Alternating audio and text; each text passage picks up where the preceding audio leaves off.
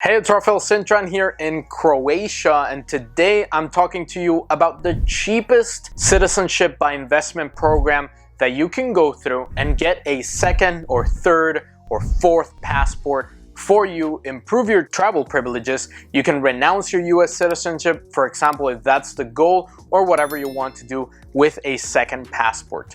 A lot of these second passport programs are over 100,000, 150,000. If you want to go for a European passport program, that's going to cost you $1 million. So a lot of people have asked me, what is the absolute cheapest program I can go for? And specifically, what is the cheapest program for a single person?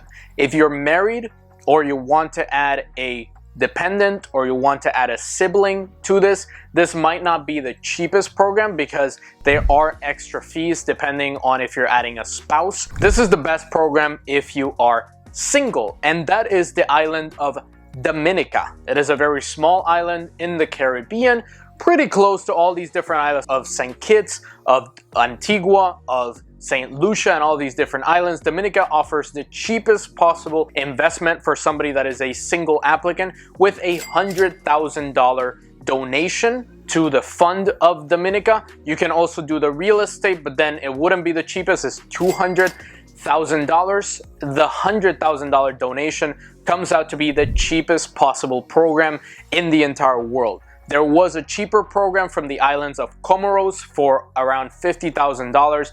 That is no longer in effect, and that was not really a good passport. The Dominican passport can get you into the Schengen area, to the UK, to many countries around the world. You can travel really well with it, even though it's not the most respected passport because they've had some problems with some criminals and some people that are kind of shady getting into the program and getting the citizenship. It is still a pretty good, well-known passport. If you have a Dominica passport and you don't look like you're from Dominica, or at least you are not very tan, people will know that you bought that passport. For example, you are a US citizen that wants to renounce your US citizenship and you get a Dominican passport, people will know, okay, we know the deal, you bought this passport. I remember seeing a Turkish person traveling in Dubai, and the passport that he handed over was the Dominica passport, and I immediately looked at it and I knew that guy went through the citizenship by investment in Dominica. So it's $100,000 plus due diligence of $7,500 for that main one single applicant. And there is also, I just want to make sure I give you all of the fees, a processing fee of $1,000, another certificate of naturalization fee for $250,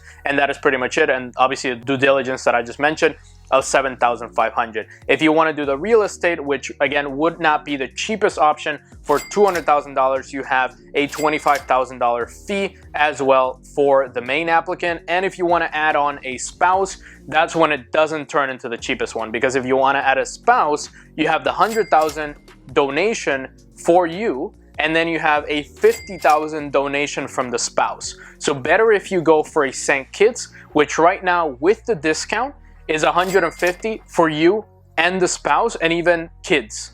So you would get $150 for everybody. If you would do Dominica, then it would be $100 for you and $50 for your spouse. So it wouldn't make any sense. In that case, I would consider switching to St. Kitts. I picked St. Kitts for a variety of reasons that I'm happy to talk about here on the channel if you're interested in learning from that. So in this case, you want to go with St. Kitts if you're choosing a spouse to include in there, maybe a sibling. Any dependent other than the spouse is $25,000, and then a sibling of the main applicant, age 18 to 25, would be $50,000 extra. In St. Kitts, with the discount now, without the discount, it would be $175,000 for you and your spouse. If you want to do the real estate and you want to do only you, that's $25,000. If you want to do the spouse, it would be $35,000. So it doesn't really make sense to go with the real estate option. Dominica is a nice country. If you want to go live there, it'll probably get very boring, but in terms of travel privileges, has pretty much the same travel privileges as any other Caribbean passport. And it is also a program that has been around for decades, since 1993,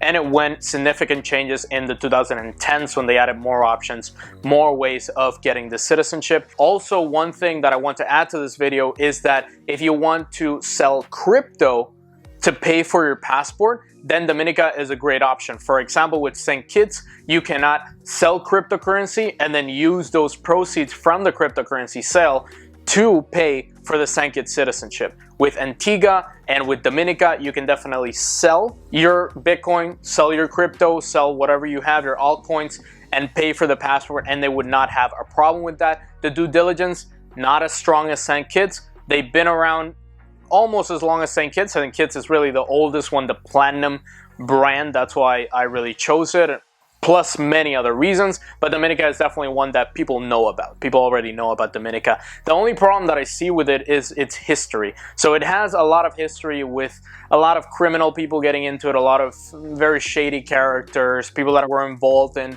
some, let's say, political disputes getting into the Dominica Citizenship by Investment program, and that has given the passport a very negative view around the world by some diplomats and by some very important people around the world. So if you are trying to compare which one you should go for, if you're just looking merely at the price, let's say you want to save yourself the $50,000 of St. Kitts and you just want to go for the $100,000 donation and you want to put that $50,000 into Bitcoin, or you want to do whatever you want with that $50,000, then definitely that would be the cheapest passport. If you're going to have it as your only passport, I highly encourage you to maybe consider the other options, consider Antigua, consider the other possibilities that we have in terms of Caribbean citizenship by investment. You do have access to the Schengen area, to the UK, to Russia, and to all the other countries that the other countries have, but you do want to consider it if that's the only passport that you're going to live with. If you're going to renounce your US citizenship and then live with only Dominican citizenship, then definitely you want to consider all of these factors before you make the decision of picking Dominica. Now, let's say that you are planning to live in Dominica and actually get the citizenship in order to live in that island.